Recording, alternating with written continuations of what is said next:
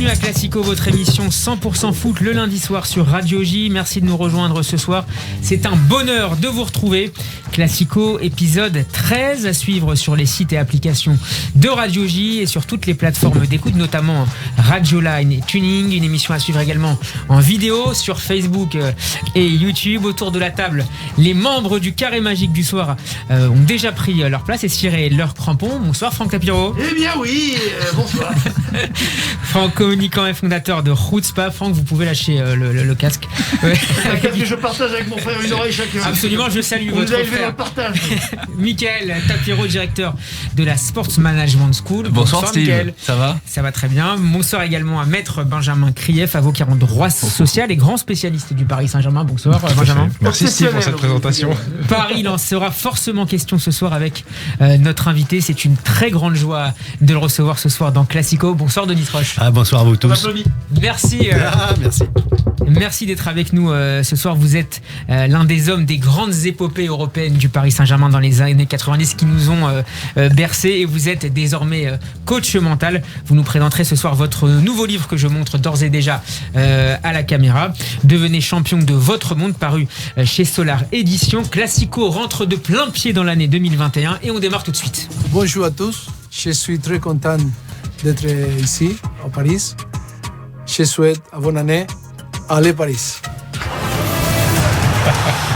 Les premiers mots en français de Mauricio Pochettino, le nouvel entraîneur du Paris Saint-Germain, a pris ses marques ce week-end dans son nouveau club. Le premier contact avec les joueurs sur le terrain a eu lieu hier. Messieurs, quelles sont vos premières impressions de cette arrivée de l'ancien défenseur et capitaine du Paris Saint-Germain, époque Luis Fernandez?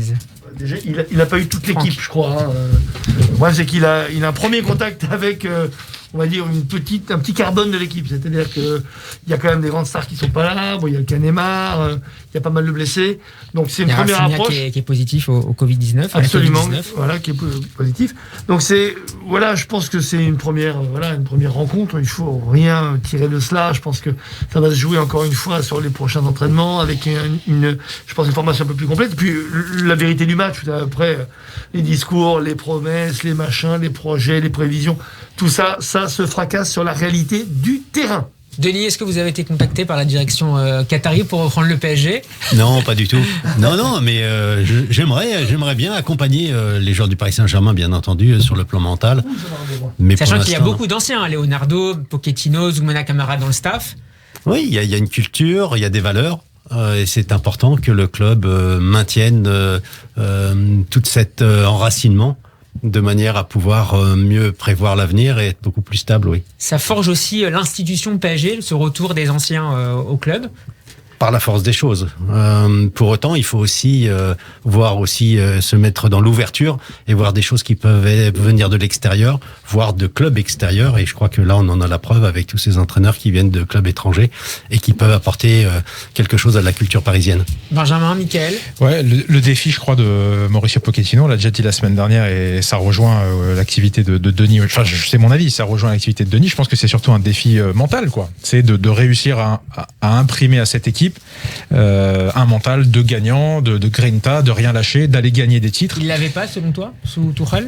Moi, j'ai toujours pensé que Tuchel était un bon coach, qu'il a absolument pas été respecté au PSG. Bon, voilà, je l'ai déjà dit plusieurs fois, mais bon, là, du coup, on change. Le changement, ça peut être positif. Donc là, on va voir ce que Pochettino amène.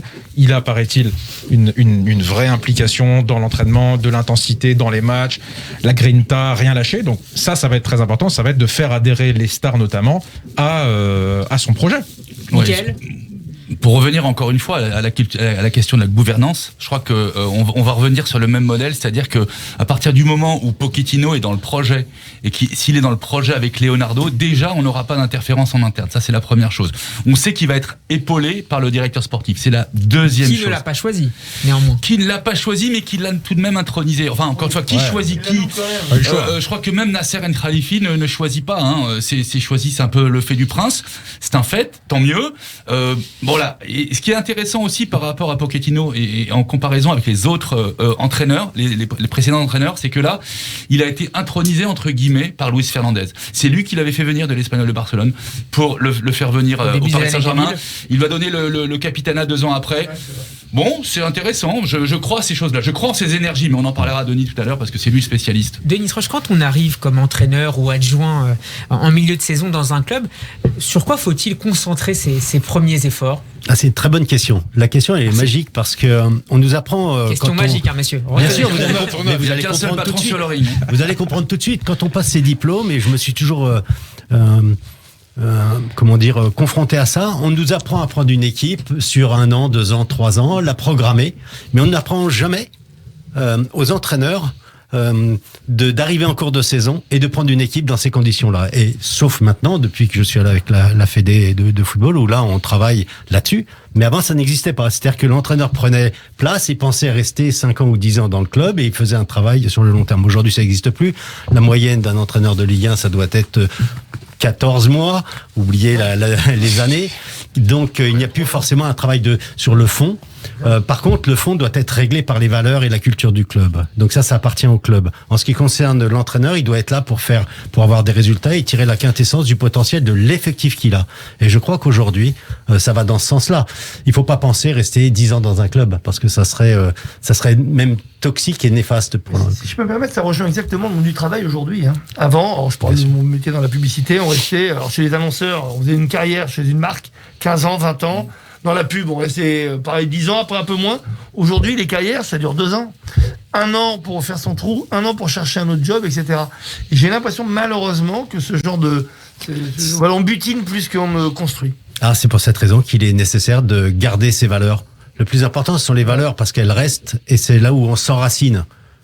Et ensuite, on peut changer toutes les personnes et avoir un mouvement, un changement de 20 ou 30% même à l'intérieur de l'effectif et même dans les staffs. Pour autant, il faut garder ses valeurs. Et c'est pour cette raison, quand un joueur revient en tant qu'entraîneur, on peut qu'être satisfait. En général, ces nouveaux entraîneurs ou ces nouveaux staffs qui arrivent en milieu de saison trouvent un climat un petit peu difficile, peut-être une forme de défiance. Vous allez nous le dire, c'est vous qui avez été contact au plus près des joueurs. Est-ce que c'est pas aussi l'occasion pour certains joueurs de se relancer, de trouver une nouvelle dynamique et de revenir peut-être au cœur du terrain? Denis et puis Mickaël. Alors, bien entendu, c'est quelque part le choc psychologique que l'on appelle, mais ça a un effet, une durée de vie très limitée en fonction des résultats qui vont arriver.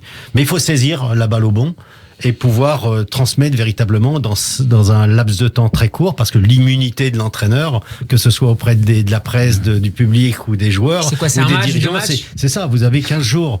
Vous avez 15 jours. S'il y a 3 matchs dans ces 15 jours, c'est déjà pas mal. Vous allez tenir au moins ça, parce qu'après là, il y a un discrédit qui peut très vite s'instaurer. Donc pendant cette période-là, il est nécessaire de marquer son territoire, se positionner en mettant un cadre et en donnant une totale liberté à tout le monde à l'intérieur de ce cadre. Et si Pochettino, en l'occurrence, est capable de le faire, ça sera magique pour le club. Ouais. Nous avons eu l'exemple l'an dernier avec le Bayern de Munich. Le Bayern de Munich, c'était la catastrophe jusqu'en décembre. Kovacs a été remplacé par Flick.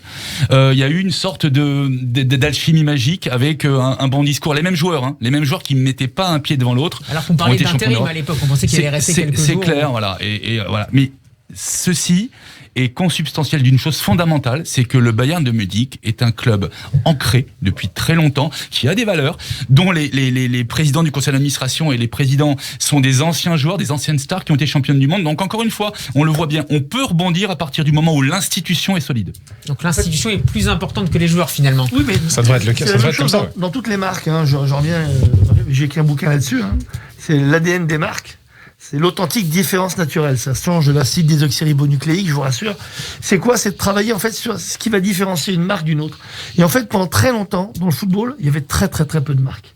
Il y avait Marseille, il y avait Paris, Saint-Étienne. Il y a eu Saint-Étienne, il y a eu Nantes dans les grandes années.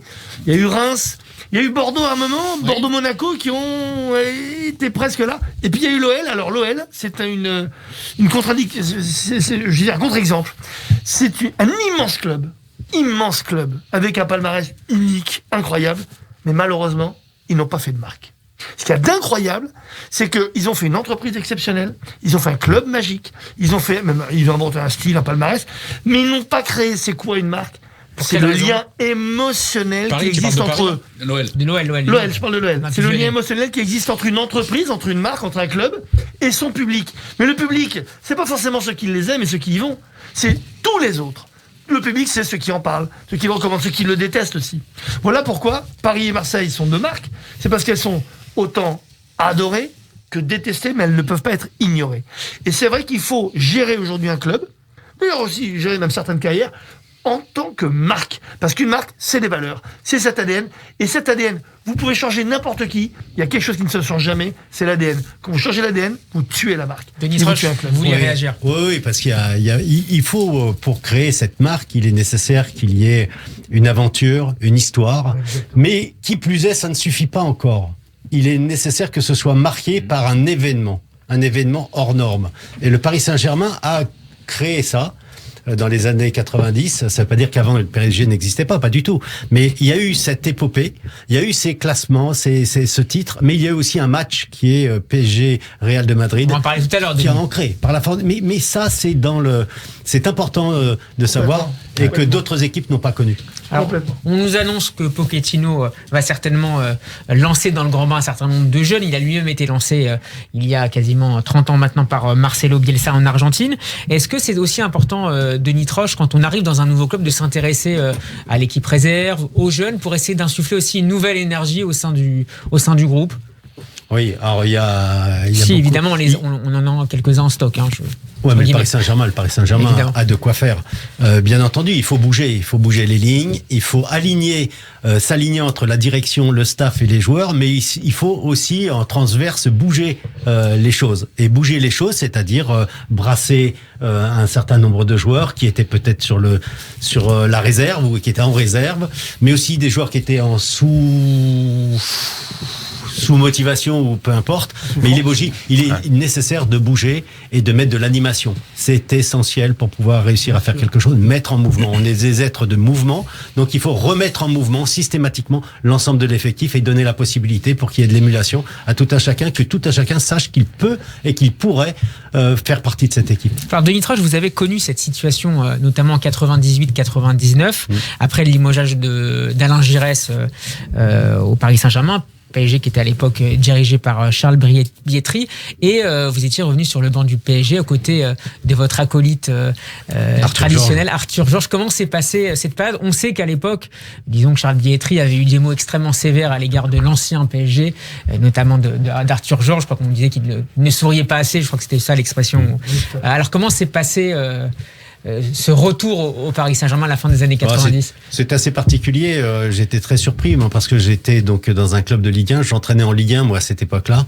J'entraînais au Havre et j'avais fait une très bonne saison. On avait fini 10e du championnat de Ligue 1 avec le Havre, la saison précédente. Et j'avais aucune raison de partir. Pour autant, Arthur Georges a pris le club, a été nommé entraîneur en octobre, je crois. Et il a fait savoir que le club allait racheter mon contrat au Havre. Et donc le club a racheté mon contrat d'entraîneur au Havre pour que je vienne au Paris Saint-Germain. Pourquoi avoir accepté à ce moment-là? En fin de compte, c'est pas moi qui ai accepté. C'est vraiment un truc de fou quand on le raconte aujourd'hui. Et je peux le dire, il y a maintenant plus d'une décennie de ça. C'est que tout simplement, j'avais aucune raison et je ne voulais pas partir du Havre. J'étais très bien. Et le club a payé, le Paris Saint-Germain a payé. Le club du Havre, et le président m'a dit, Denis, tu fais ce que tu veux, tu pars ou tu restes. Et dans la seconde, j'ai dit, puisque tu me laisses le choix, ça veut dire que tu fais pas tout pour que je reste, au club. Donc je pars, alors que je ne savais même pas ce que j'allais faire demain et après-demain au Paris Saint-Germain. Donc on est arrivé dans ces conditions. Je pense que c'était un petit peu compliqué. Les moyens n'étaient plus les mêmes. Ils ont fait venir Arthur Georges parce qu'il représentait quelque chose, et puis ils se sont dit avec son adjoint ça passerait très bien. Ça fonctionnait au départ, et très vite ça s'est délité. Parce on réclamait des joueurs pour bien entendu revenir au plus haut niveau. Les joueurs ne sont pas arrivés, ou les joueurs qui sont arrivés n'ont pas eu le rendement qu'on escomptait. Et finalement, c'est tombé à l'eau, quoi. C'était vraiment un coup d'épée dans l'eau. Ce qui est bien dommage, parce que ça aurait pu être aussi une très belle aventure. Vous aviez regretté cette décision finalement de revenir au Paris Saint-Germain? Non, j'ai pas pour habitude de regretter. Et c'est un milieu où tout est concentré. Il faut aller vite et prendre des initiatives et des risques. Les risques, bien sûr, elles sont parfois pour vous et parfois contre vous. Il faut accepter la règle du jeu. En l'occurrence, cette fois-là, ça a été ça. Je suis reparti derrière dans un club de national. Donc, je suis passé de Ligue 1 à National en très peu de temps, mais c'est peut-être l'année avec le club d'Amiens où j'ai fait les plus belles saisons en étant monté en Ligue 2. La même année, on monte en Ligue 2, on fait la finale de Coupe de France et on fait quart finale de la Coupe de la Ligue en étant en National, donc un truc de fou. Donc c'est comme ça, c'est le football, il faut l'accepter avec ses contradictions, ces situations absurdes. Et aussi ces très belles choses. Et aujourd'hui, je regrette absolument pas ce que j'ai pu faire, avec beaucoup de respect pour le football, beaucoup de respect pour les clubs qui m'ont engagé. Alors retour. Ouais, pardon, ça m'évoque une question, la question que tu poses à Denis. Aujourd'hui, on voit la Pochettino qui vient d'arriver avec, je crois, 5 membres de staff, un adjoint, enfin 2 adjoints. Alors Miguel D'Agostino, Jesus Pérez comme adjoint, Tony Jiménez en charge des gardiens, et son fils pour physique. Et du coup, on a aujourd'hui, et ça, on voit ça dans tous les grands clubs, un coach, il arrive avec 4-5 personnes du staff. Là, on raconte Arthur Georges était venu avec vous au Paris Saint-Germain. Est-ce que à cette époque-là, c'était si courant d'avoir des coachs, en l'espèce Arthur Georges, qui arrive avec 5 adjoints? Aujourd'hui, c'est vrai que dans les grands clubs, on peut pas imaginer un coach qui arrive qu'avec un seul adjoint. Ils arrivent avec 4-5 personnes. Dans les années 80, j'ai passé mes diplômes et j'ai fait un mémoire sur la relation entraîneur-entraîneur. Et quand j'ai déposé ça, on a lu le mémo, les gens ont lu le titre, dit non, vous êtes trompé, c'est la relation entraîneur-entraîné. Ouais. J'ai dit non, entraîneur-entraîneur. C'est-à-dire que j'avais déjà pensé qu'il y aurait des staffs et qu'il y aurait des relations entre les staffs, entre les membres, que ce soit le préparateur physique, préparateur mental, préparateur des gardiens de but et entraîneur, etc. Et qu'il fallait gérer ces staffs. En 80, dans les années 80, c'est-à-dire ou alors qu'il y avait à ce moment-là qu'un entraîneur par club. C'était les Giroud, le Milinaire et tous ces entraîneurs. Ils étaient seuls éventuellement avec un adjoint. Et je me suis rendu compte que qu'il fallait effectivement ouvrir ces staffs de manière à mettre des personnes responsables et spécifiquement experts de la discipline ou de la matière qu'ils vont mettre en place. Et quand vous étiez au Paris Saint-Germain dans les années 90, qu'on a connu, comment ça se passait les entraînements? Parce que là aujourd'hui, on sait que par exemple Pochettino, c'est pas lui qui dirige les séances, c'est ses adjoints. Comment ça se passait à l'époque? C'était déjà comme ça. Arthur, il avait toute la relation avec la presse, avec les dirigeants et sur le choix final de l'équipe. Pour autant, tous les jours à l'entraînement, c'est moi qui faisais l'entraînement sur le terrain. C'était très bien comme ça. J'étais protégé des médias et je pouvais exercer mon métier en toute quiétude. S'il y avait des coups à prendre, c'est Arthur qui se mettait en avant et ça me permettait d'être bien. En fait, vous étiez ce qu'on appelle dans certaines professions un entraîneur délégué. Ouais, en fin de compte, alors c'est vous qui aviez le diplôme, je crois d'ailleurs. J'étais donc diplômé, donc c'était moi qui avais les diplômes d'entraîneur. Arthur ne les avait pas. Donc j'étais l'entraîneur principal en titre. Mais en plus, j'avais la charge de l'équipe sur le terrain, dans les entraînements, dans le vestiaire, etc.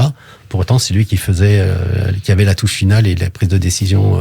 Et aujourd'hui, dans les grands clubs, on peut plus fonctionner autrement? Non, c'est impossible. Non, parce qu'il y a une telle expertise des métiers qu'on ne peut pas. Avant, on était couteau suisse, multicarte, on avait un petit peu tout. Maintenant, c'est impossible. La technicité et le monde de l'expertise physique, mentale, est trop importante pour qu'un entraîneur puisse avoir toutes ces cassettes. Et est-ce qu'il est important, Denis Troche, de travailler avec un staff qu'on connaît bien? Oui.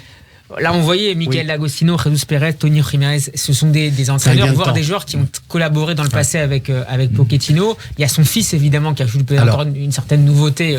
Mais est-ce que c'est un élément décisif de travailler avec un groupe qu'on connaît? Steve, la chose la plus importante, c'est pour tirer le maximum de son potentiel et le plus rapidement possible, il faut avoir confiance en soi et confiance aux autres, confiance en la situation, confiance à la hiérarchie. Ce qui est important, c'est donc cette confiance.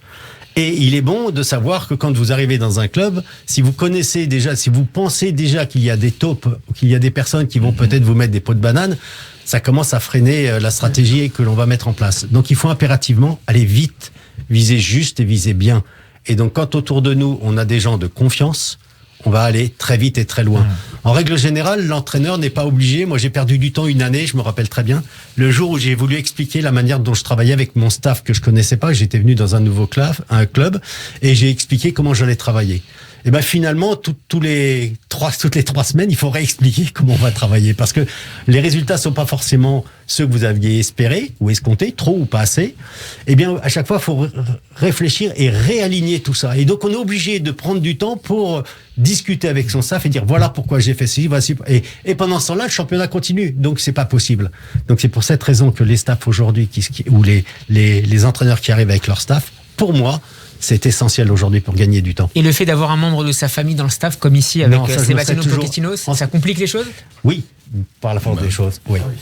Moi, je me suis toujours interdit de mettre quelqu'un de ma famille au sein du staff. Mais c'est moi, c'est ma façon de voir le football ou de voir la vie.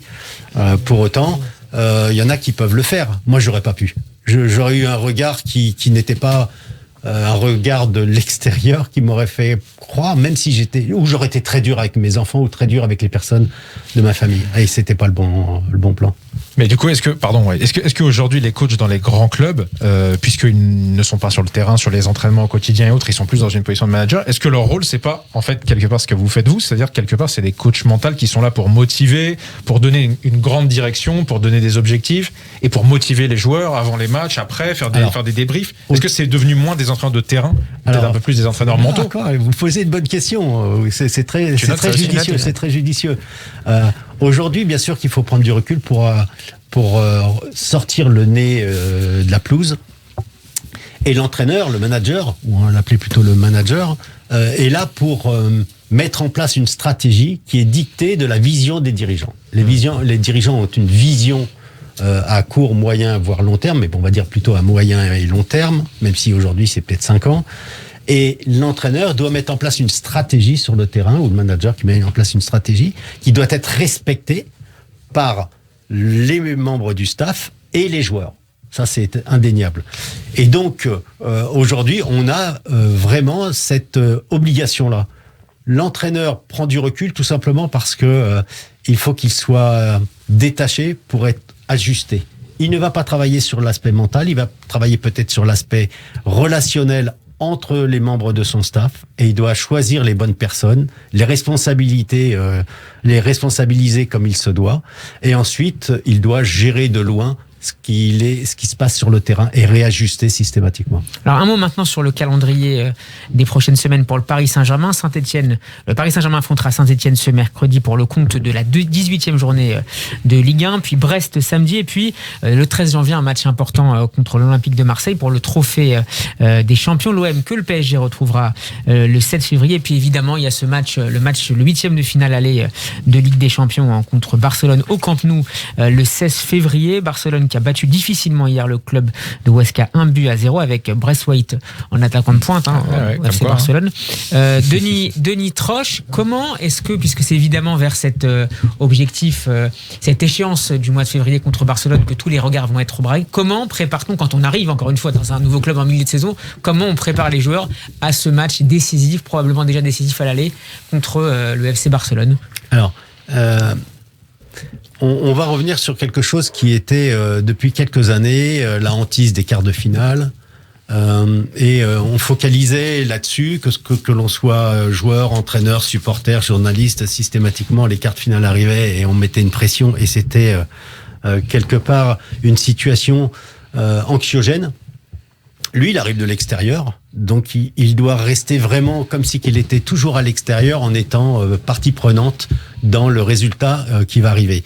Mais il faut surtout pas se mêler ou se laisser piéger par cette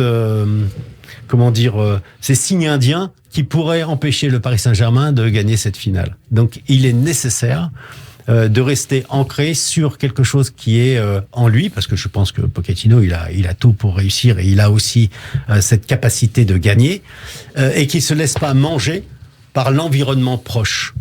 On parlait juste en aparté sur c'est exactement les mêmes choses lorsqu'il y a des situations un petit peu particulières où on pense qu'il y a une malédiction, qu'il y a des chats noirs, qu'il y a des choses comme ça. Et donc, il faut véritablement sortir de toutes ces choses-là. Et s'il y arrive, il va faire son travail et ils savent gagner, que ce soit les joueurs, les dirigeants, tout le monde sait gagner. Donc après, par contre, il faut éviter d'être,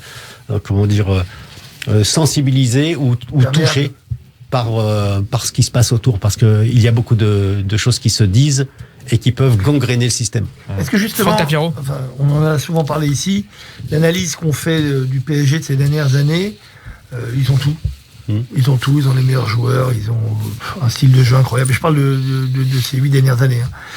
Pour moi, il leur a toujours manqué le mental pour gagner. Est-ce que vous êtes d'accord avec cette analyse ou pas? Surtout la dernière... je sais que c'est compliqué pour vous. Non, pas du tout. Pas du tout. On se dit, il leur manque à chacun la petite étincelle, comme s'ils ne se voyaient pas vainqueurs au bout du compte. Parce que même cette finale contre le Bayern, on peut la revoir 150 fois, mais rater 2 buts à 5 mètres face à Neuer, c'est quand même incroyable. On se l'est perdu tout. Je crois qu'on l'a un peu perdu toute seule, celle-là. Est-ce que c'est pas justement cette petite étincelle de mental qui a manqué, comme quand on gagne 4-0 à l'aller et qu'on se prend une remontada? N'en parle pas, ça te fait Ne dis pas ce mot-là. Au contraire, il faut exorciser. Si je voulais me vendre ou vendre mon action ou vendre le métier ou votre livre, je dirais oui. Vous avez raison, Franck, vous avez raison. Pour autant, c'est pas comme ça. Le mental, c'est pas quelque chose qu'on achète au commerce du coin. C'est quelque chose qui est en nous et qu'il faut aller rechercher individuellement, collectivement. Et plus que ça encore, au niveau du club. Donc il faut aligner toutes ces choses-là entre le club, l'équipe, les joueurs, les staffs. Et c'est ça qui est le plus important. Et de savoir qu'ensemble, on peut créer quelque chose qui va nous permettre de gagner. Pour autant, on ne peut pas penser que les joueurs du Paris Saint-Germain, le staff du Paris Saint-Germain, les dirigeants n'ont pas de mental. Ils ont le mental. Après, il s'agit de chasser toutes les interférences. Le mental va nous servir à chasser toutes les interférences qui vont gangréner le système, qui vont empêcher l'équipe de tirer le potentiel, de tirer le maximum de son potentiel. Ça va retirer le stress, retirer toutes ces interférences. C'est ça le plus important dans un club pour pouvoir réussir à faire quelque chose. Parce que le potentiel, il existe. Un mot sur le mercato maintenant. On parlait de Barcelone, on va y rester quelques instants. Koeman réclamait aujourd'hui du renfort en attaque. On parle beaucoup de Memphis Depay. Est-ce que ça vous semble également pour vous une priorité à Barcelone de recruter un attaquant? On pensait peu que Braithwaite, qui était à Toulouse, moyennement allait briller comme ça. Donc Depay, mais j'avoue que je le vois peu à Barcelone, mais bon, on va faire confiance à Koeman et au recrutement du Encore Barcelone. Faut-il que Lyon accepte de laisser partir. Qu'il accepte, ce qui serait quand même une perte, parce que même si Lyon offensivement c'est hyper intéressant depuis le début de l'année, Dembélé qui est sur le banc en plus, mais surtout Kadewere et Toko Ekambi, Depay qui est quand même le capitaine et qui est je pense aussi très important dans cette attaque. Donc ce serait une grosse perte.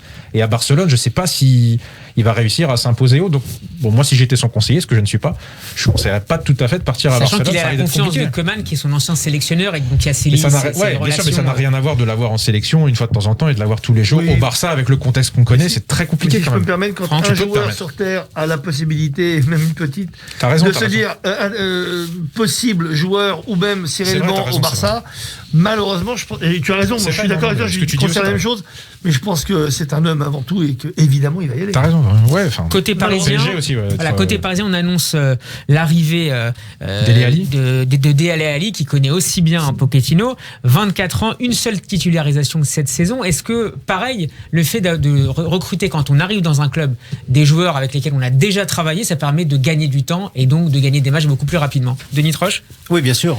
C'est vraiment, on peut prendre référence comme un terrain de football. On doit d'abord marquer les extérieurs, donc son territoire, par des limites. Ça, c'est hyper important. Mais aussi, à l'intérieur de ce territoire, il faut donner une animation. On doit cadrer et ensuite mettre une animation avec une touche perso. Ça, c'est essentiel. Et c'est pour cette raison qu'il y a une nécessité pour tout entraîneur de devoir mettre en place une stratégie et montrer quel est le style de jeu qu'il va transmettre. Côté vente, on parle de Draxler, Gay, Kerrer, ce serait bien de dégraisser quand même un peu. Parce qu'il y a un problème de masse salariale. Voilà, exactement. Donc quand on pense qu'on paye à peu près, je crois, 500-600 000 euros par mois Draxler, qui joue très peu, mais qui n'a peut-être pas beaucoup d'intérêt à quitter le club alors qu'il lui reste 6 mois. Non, mais lui, il n'a pas d'intérêt, mais nous, on a peu d'intérêt à le garder aussi. Donc encore une fois, on parlait de l'institution, on parlait de la puissance du club. Il faut aussi savoir se séparer des joueurs qui ne rentrent pas dans le projet déjà de Tuchel.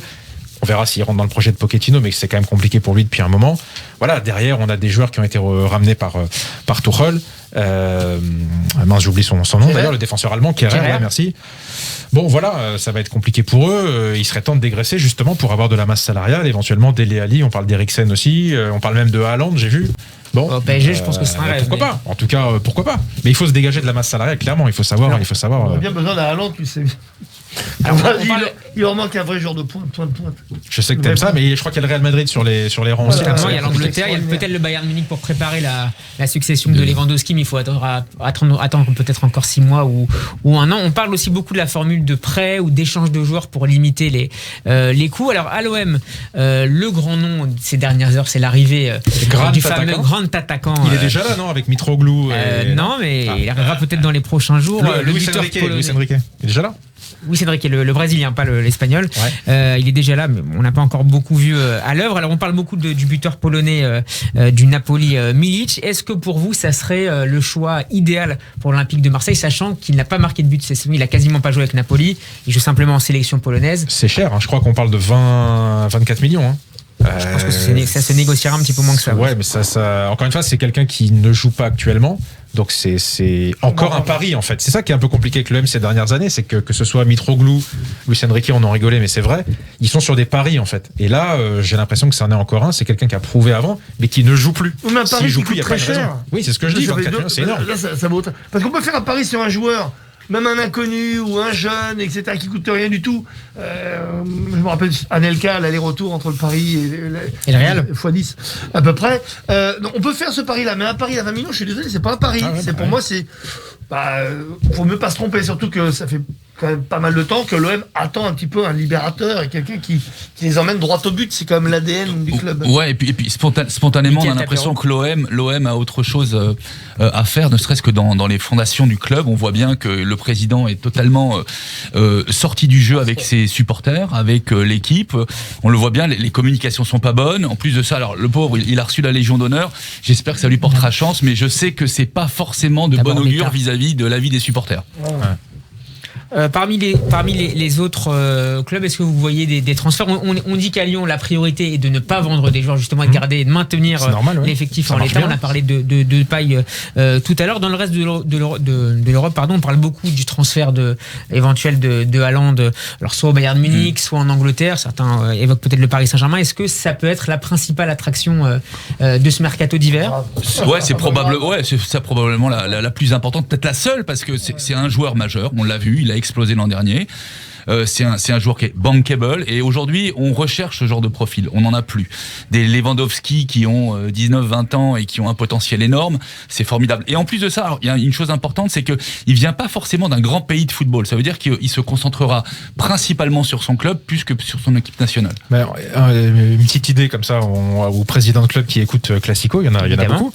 Je regardais Arsenal ce week-end, Nicolas Pepe qui joue jamais, c'était un super joueur, quand il était à Lille, il marquait des buts, il était hyper influent dans le jeu, il joue pas. Quand il rentre, c'est très peu de temps. Là, c'est un super joueur à aller chercher. Il y a Giroud, pareil, qui n'est pas rentré contre City. Donc bref, il y a des coups à faire, peut-être en prêt ou je ne sais quoi, mais il faut être créatif. Il y a plein de joueurs sur les bancs de touche qui, je pense, pourraient être prêtés en France et ce serait utile. Encore faut-il les connaître.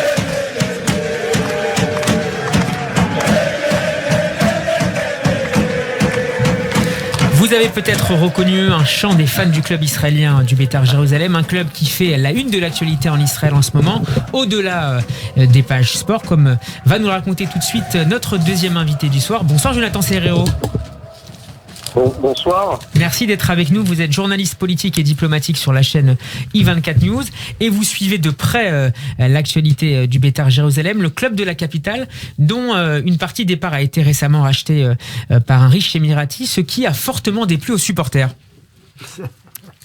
Oui, Steve, la réaction des supporters, notamment des plus extrémistes, notamment du groupe de supporters de la Familia, a été je dirais, épidermique, puisque pour avoir rencontré certains de ces supporters, certains ont déchiré tout simplement leur carte d'abonnement et ont rompu leur lien avec le club du Beitar Jérusalem, avec lequel ils étaient pourtant liés historiquement. Pour eux, ça a eu un effet, je dirais, comme un tremblement de terre pour le club. Ils n'ont pas pris en considération les conséquences économiques, la manne financière que cela peut représenter, que d'avoir au sein du Beitar une arrivée d'argent en cette période de crise financière, crise sanitaire, cette période de coronavirus difficile pour tout le monde. Cela peut représenter une rentrée d'argent immense. On parle de 350 millions de shekels, environ 90 millions d'euros de transactions financières entre Moshe Hogeg et Hamid Ben. Ça serait inédit, Jonathan Serrero. À l'échelle du championnat israélien, on n'a jamais vu ces sommes. Faut le rappeler. Non, c'est une opération financière totalement inédite à l'échelle du football israélien, pour vous donner un ordre de grandeur et pour vous montrer l'importance de cette transaction financière.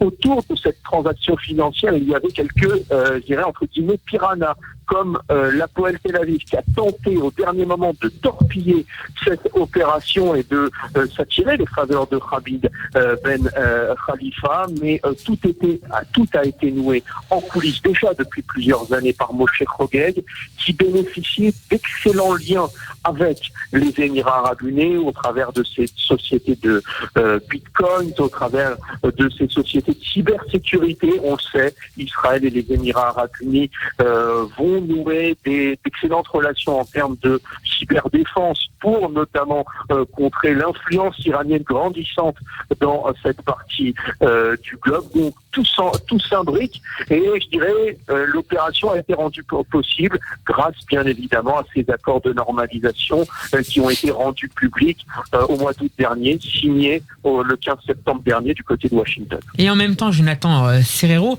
ces dernières heures, les médias israéliens ont rapporté que la Fédération israélienne de football avait ouvert une enquête pour s'intéresser d'un peu plus près sur les capacités financières de ce repreneur émirati qui serait visiblement un petit peu moins riche que ce qui avait été annoncé ces dernières semaines. Oui, il y a une opération de contrôle effectuée donc la semaine dernière par la fédération israélienne, une procédure tout à fait normale, tout à fait classique dans ce genre d'opération financière pour vérifier notamment les moyens mis à disposition au Beitar Jérusalem et pour vérifier, je dirais, la probité de ce Hamid Ben Khalifa. Et selon le journal De Marqueur, qui est lié au journal Haaretz, Hamid Ben Khalifa, je dirais, entretiendrait certaines relations douteuses avec des personnalités, notamment du monde des affaires.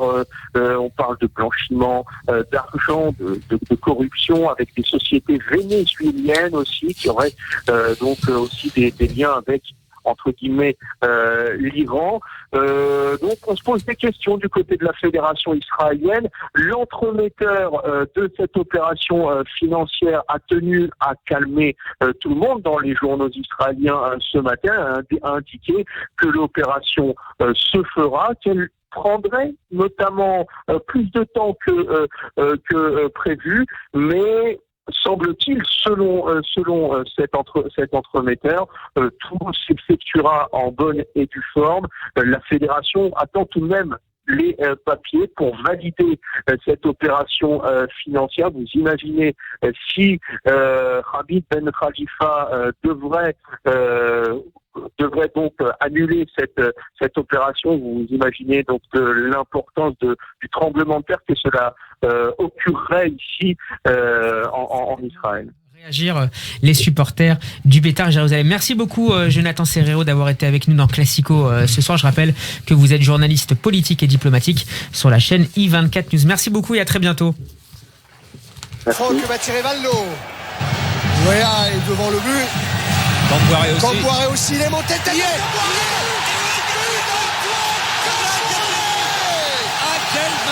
C'est extraordinaire. C'est Camboire qui vient mettre la tête. Camboire, le sauveur du parc qui vient donner la qualification. Les voix de Thierry Gilardi, de Charles Bietri pour commenter ce but historique d'Antoine Kombouaré pour le Paris Saint-Germain en quart de finale de la Coupe de l'UEFA en 1993. C'était évidemment contre le Real de Madrid, notamment de Zamorano, si ma mémoire est bonne. Denis Roche, quel souvenir gardez-vous de cette soirée merveilleuse, y compris peut-être pour les supporters d'autres clubs que le Paris Saint-Germain?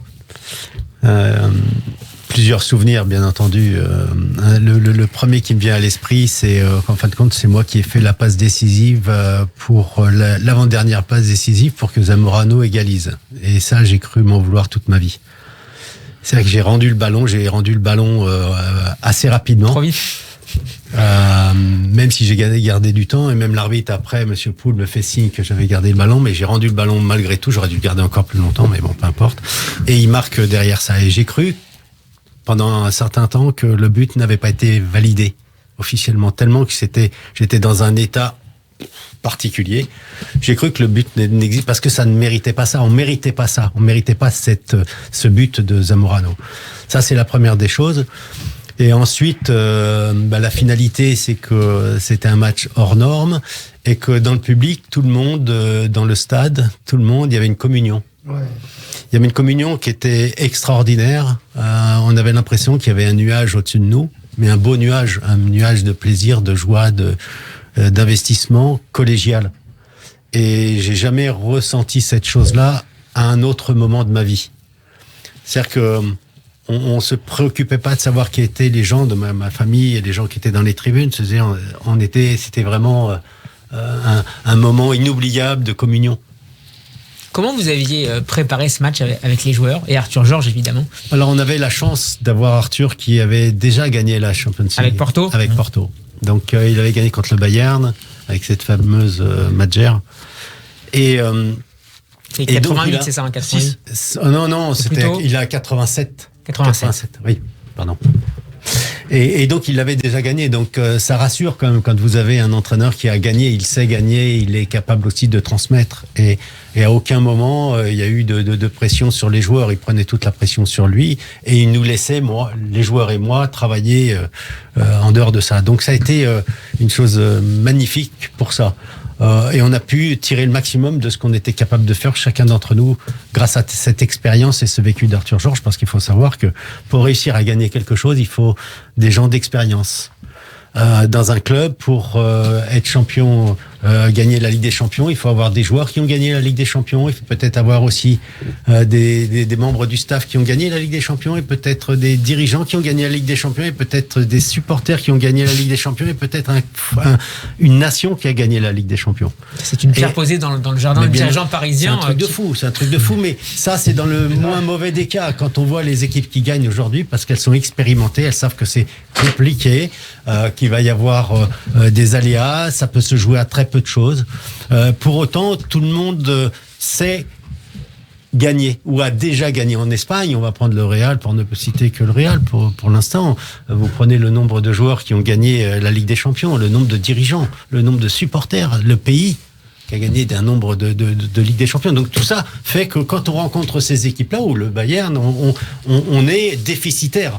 On est déficitaire. Ça ne veut pas dire qu'on ne peut pas gagner, mais ça veut dire que c'est plus compliqué. Et il faut être beaucoup plus malin, ou vraiment aller rechercher ce que les autres n'ont pas, et aller sur sa spécificité, son domaine d'expertise, pour pouvoir contrer, pirouetter, de manière à faire une belle gymnastique d'esprit, une acrobatie mentale que les autres ne connaissent pas. Et pour l'instant, on n'a pas encore connu cette acrobatie mentale ou cette pirouette. Benjamin. Ouais, quand je revois ces images de PSG Real Madrid, de toute l'épopée d'ailleurs, qui était exceptionnelle et qui se termine par... Il faut dire à nos auditeurs que nous avons revu avec Benjamin la cassette, c'est devenu, c'est sur YouTube maintenant, mais d'Euro PSG 92-93. Que j'ai vu 422 fois à peu près dans toute ma vie, je l'ai revu là, je la connais par cœur. Ouais. Et en fait, quand je revois cette cassette, ces matchs, j'ai l'impression que c'était un autre foot. Mais c'est là où je voudrais avoir votre avis, parce que peut-être que je me trompe. Moi, évidemment, je suis que extérieur. Quand je vois comment à l'époque vous arriviez à gérer les stars, il y avait des stars dans cette équipe. Il y avait Ginola, il y avait Weah, il y avait Valdo, Ricardo, Bernard Lama qui était au sommet de son art à l'époque. Comment est-ce qu'à l'époque on arrive... J'ai l'impression qu'il y avait une implication, une vie différente de ces stars-là avec les stars d'aujourd'hui. Alors évidemment, vous n'êtes plus au PSG, mais On a l'impression que, si je prends Valdo, Weah, Rai, leur implication sur le terrain, dans la vie de l'équipe, était différente de celle que je vois aujourd'hui de l'extérieur. Neymar, Mbappé, Di Maria, pour ne citer que. Est-ce que c'est vrai ce que je pense ? Comment vous arriviez à impliquer ces stars-là, qui avaient l'air moins stars en fait ? Ils avaient l'air plus impliqués dans la vie de l'équipe. Pour l'époque, ils étaient très stars, ils étaient stars.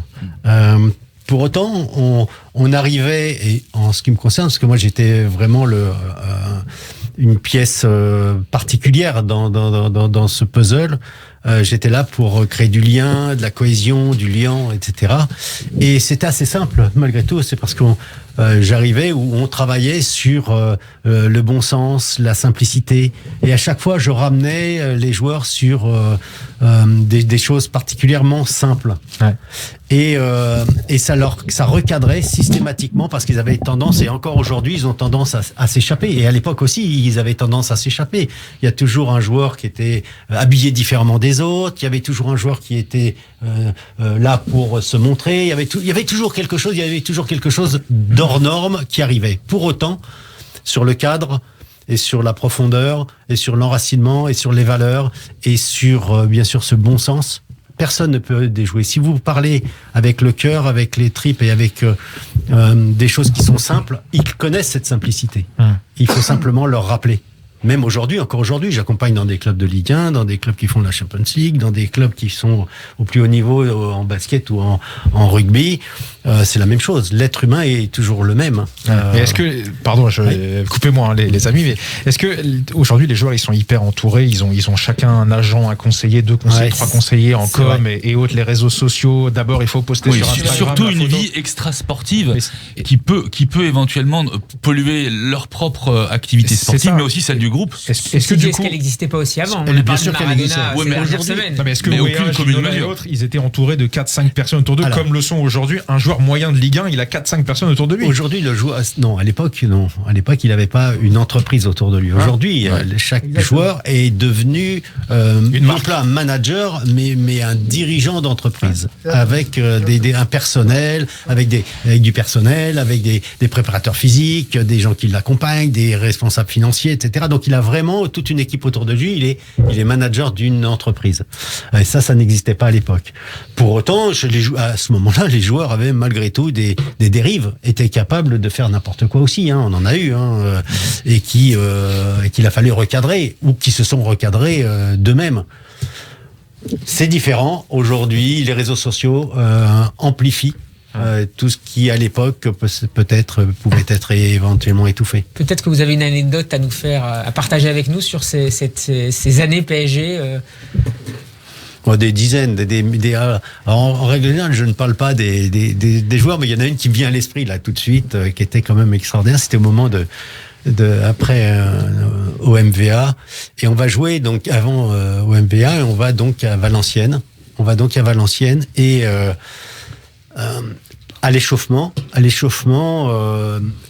il y avait le stade de Ningesser à Valenciennes était plein, et le public, nous on s'échauffait, donc l'équipe du PSG s'échauffait derrière un but, et le public scandait VA, VA, VA. Et il y a Georges Weah qui pensait que c'était pour lui, et il est allé le long du grillage pour signer des autographes aux supporters de Valenciennes. Mais ça, personne ne le sait. Il y a que moi qui l'ai vu. Mister George. Et donc, c'était trop fort. C'était magnifique. C'était, sur le coup, il n'est pas saisi, là. Énorme. Ça, c'est génial. Magnifique histoire.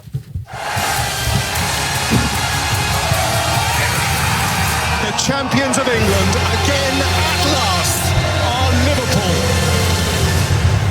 On enchaîne avec encore un très beau week-end en Première Ligue en Angleterre, avec un match sur lequel on va s'arrêter. Le choc du week-end, Chelsea contre Manchester City. Victoire facile de Manchester City. Pas de match selon Benjamin. Il n'y a pas eu match. Manchester City a mangé dans tous les compartiments du jeu. Chelsea, qui était vraiment à la peine, qui a été incapable de créer. Je crois qu'ils n'ont même pas eu une occasion.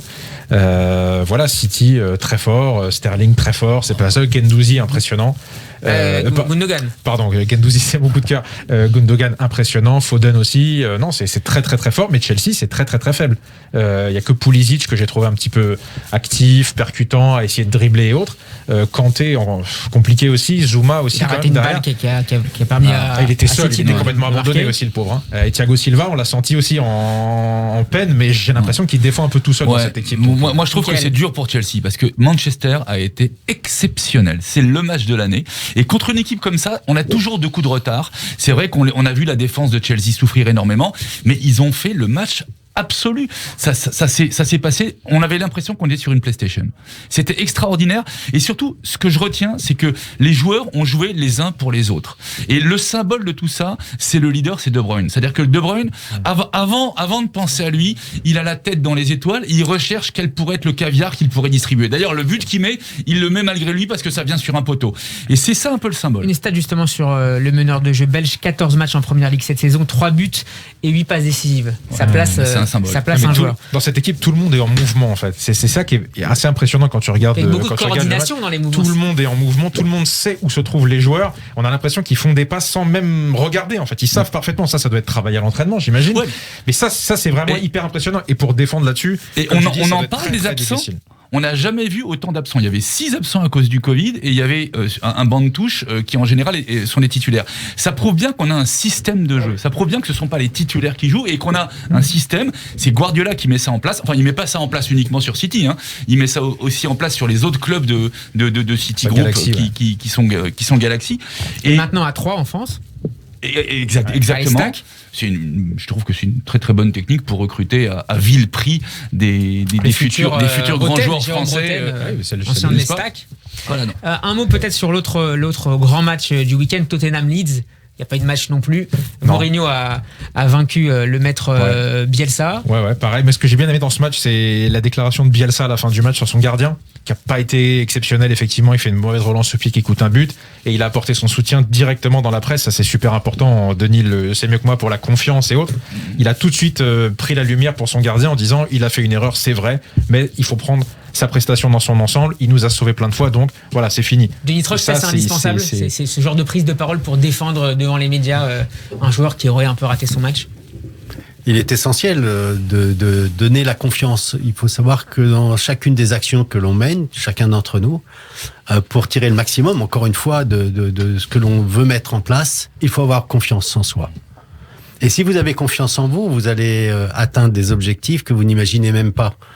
Par contre, si vous n'avez pas confiance en vous, vous risquez bien entendu d'avoir des regrets, mais ou de vous mettre une balle dans le pied même parfois, parce que on n'a pas réussi. Donc l'essentiel aujourd'hui, c'est de travailler sur la confiance. Et je sais par rapport à Bielsa et son gardien, ce qui est extraordinaire, c'est que en faisant ça, non seulement il désamorce ces attaques qu'on peut faire sur son gardien, mais surtout il donne la meilleure option à son gardien de rebondir. C'est-à-dire que c'est déjà dans la thérapie, on est déjà dans la phase d'après. C'est que déjà il a l'occasion, et je suis persuadé que il ne fait pas ça, c'est très compliqué parce que le mec est scellé, on le pointe du doigt, il prend sur lui la défaite alors que voilà, il a fait une erreur. Et tout d'un coup, comment relancer non seulement la confiance d'un joueur, mais relancer la confiance de toute l'équipe parce qu'on se dit ce mec il nous défend.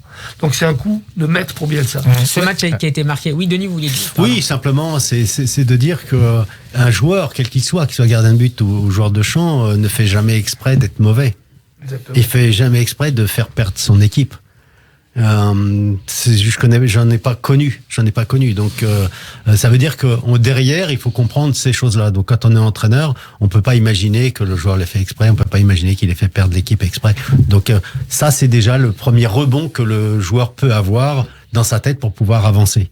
Et ne pas rester sur cette malédiction ou ce côté catastrophique du résultat.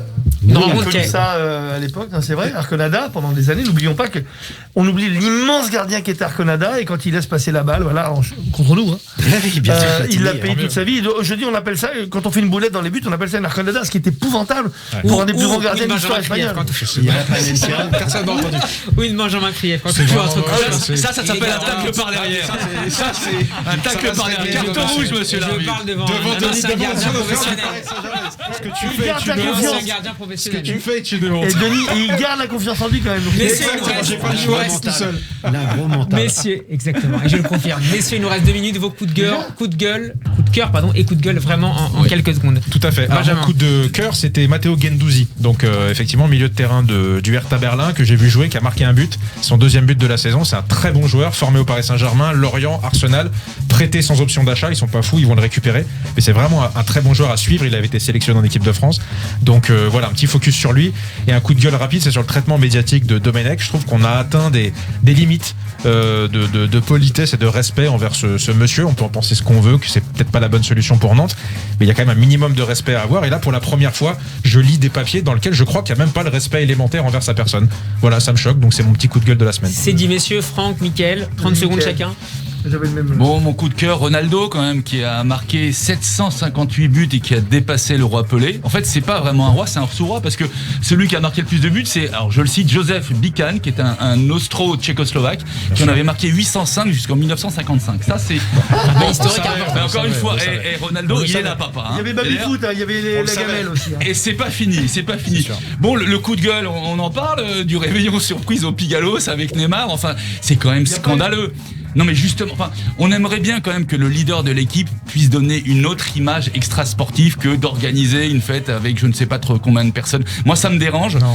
J'aurais préféré un autre message. On peut répondre sur les coups de gueule ou pas? Réveillon, non, on n'a pas le temps. Réveillon qui n'a pas eu lieu. Franck, on est très en retard, je suis désolé. Juste un petit coup de cœur et coup de gueule en même temps pour Raymond Domenech, que je connais bien, et c'est vrai que je trouve que le procès d'intention qui est fait, alors qu'il va quand même dans les aventuriers de l'Arche perdue, parce qu'à Nantes, pour être entraîneur aujourd'hui, c'est alors est-ce que tu vas te faire décapiter, poinçonner lié, moissonner, ou alors voilà, ou dissous à l'acide.